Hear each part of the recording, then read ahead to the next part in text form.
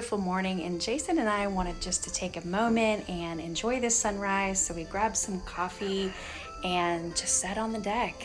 It seems to work really well in our family if I make a really large breakfast for everyone, because this morning we had the goal of grabbing all the abundance coming on so quickly to keep up with the canning and the freezing for the winter.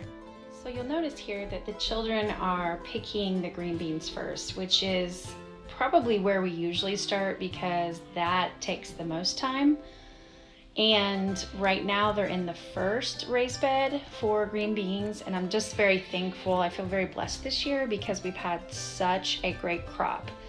That is one of 4 beds, and so I kind of stagger them out where 2 come on at the same time, and when they slow down, the next 2 beds are ready to be picked.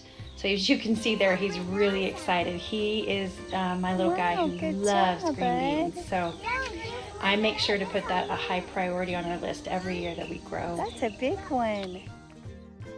So we focused on the abundance of what was coming in, like cucumbers and peppers and tomatoes, and we have lots of beets that need to be processed, but I have learned sometimes to just keep the beets on hold while they grow bigger. I can process like things like tomatoes. And I wanted to mention one thing. If you have an abundance of cherry tomatoes, if you grow them like we do, we usually have too many and more than we can eat. So what I've done in the past is once I get too many and they're looking like they're going to go bad and nobody's eating them, I will go ahead and cook those down with my other tomatoes, like my Brandywines or Arkansas Travelers. Those seem to be my husband's favorite, and I will can those, jar those, stick them on my shelf, and we've really not seen a whole lot of difference in the taste. So that's always a good option if you have too many. So the rest of the afternoon, I just focused on the produce that we picked from the garden, and I put the green beans in the refrigerator for tomorrow's processing.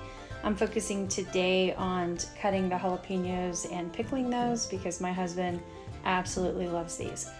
I also pulled a few beets because I knew I could handle maybe 2 rounds of pressure canning these, and so I just brought some in that I knew I could handle and left the rest in the garden, and that seems to work really well for me if I feel overwhelmed with all the vegetables. So that wraps up my morning routine with the kids and the prep work for the rest of the day.